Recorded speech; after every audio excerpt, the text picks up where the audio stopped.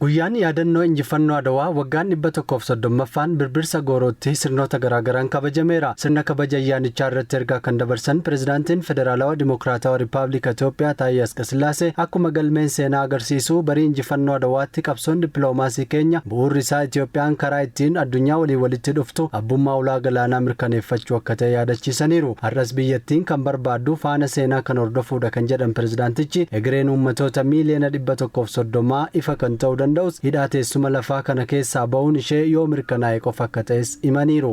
ትናንት በአድዋ አውድማ ላይ የተገኘው ወታደራዊ ድል Kaleessa dirree Adawaatti injifannoon waraanaa argame har'ammoo injifannoo dinagdee fi siyaasaa teessuma lafaan yoo masakamuu baate hiikti isaa guutuu hin ta'u. Eebuun dinagdee biyya keenyaa suga ta'uu kan danda'uu fi egereen uummattoota miliyoona 100 fi miliyoona 30 ifa ta'uu kan danda'us hidhaa teessuma lafaa kana keessaa yoo bahu ishee mirkaneessine qofaadha. Mirga ulaa galaanaa amansiisaa fi waaraa argachuu Itoophiyaa imaanaa birmadummaa wareegamtoonni Adawaa dhaalchisan irraa adda ba'uu kan hin dandeenye dhugaa jiraataadha jedhan Pireezidaantiin Federaalawaa Dimokiraatawaa Rippaabilika Itoophiyaa Taayyaa Asqasillaasee. Gaafiin ulaa galaanaa gaafii seenaa fi haqaa akka ta'e kan ibsan Pireezidaantichi fedhiin ulaa galaanaa argachuu biyyattii yaada nagaa fi waliin misooma irratti kan hundaa'e ta'uu haasaa isaaniin mirkaneessaniiru. Injifannoon Adawaa Afrikaa fi uummata gurraachota hundaaf karaa bilisummaa kan agarsiise kabajaa fi surraa namoomaa kan uffisee fi gootummaa Itoophiyaanotaa waltajjii addunyaatti kan beeksise injifannoo seena qabeessa ta'uu Pireezidaantiin Federaalawaa Dimokiraatawaa Rippaabilika Itoophiyaa Taayyaa Asqasillaasee himan. Injifannoon Adawaa oolmaa gootota dhiiraa qofa osoo hin taane dubartoonni Itoophiyaa jajjaboo fi tooftaa siyaasaa tarsimoo gaggeessummaa fi jaalala biyyaa jabaa akka qaban boqonnaa seenaa addunyaaf agarsiiseedha jedhan.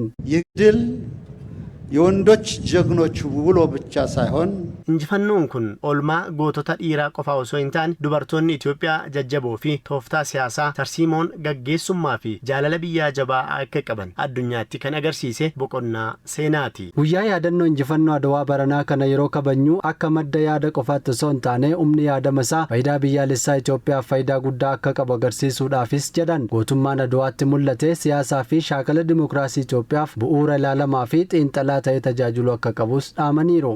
ባለፈው ዓመት የአድዋን 129ኛ በዓል ስናከብር bara darbe wayita kabaja guyyaa yaadannoo injifannoo Adawaa waggaa 129ffaa kabajnu maddaa fi bu'uura injifannichaa kan ta'e yaada isaa gadi fageenyaan xiinxallee turre. Akka idila addunyaattis injifannichi hagam akka humna beekumsaa fi ka'umsa wal falmee akka inni ta'e ilaalleerra. Bara kanas yeroo ayyaana guddaa kana kabajnu Adawaan madda yaadaa qofa osoo hin taane humna ilaalama isaa faayidaa biyyaalessaa Itoophiyaaf faayidaa guddaa yookaan strategic imperative akka qabu akeekus dabalata. Kana qofaas osoo hin taane gootummaan Adawaatti mul'ate siyaasaa fi shaakala dimokiraasii Itoophiyaaf political dispensation bu'uura ilaalamaa fi xiinxalaa ta'ee tajaajiluu akka danda'u itti amanuus dabalata. Afuurri injifannoo Adawaa bitamtoota kan balfu akka ta'ee fi warreen yaada duubatti hafaatti hidhamanii ammayyummaa Itoophiyaa dura dhaabbataniif yeroo kennuufiin ilaaluun akka barbaachisu Pireezidaanti Taayyeen dubbataniiru. የአድዋ ብሩህ መንፈስ የሚጠየፈው ቢኖር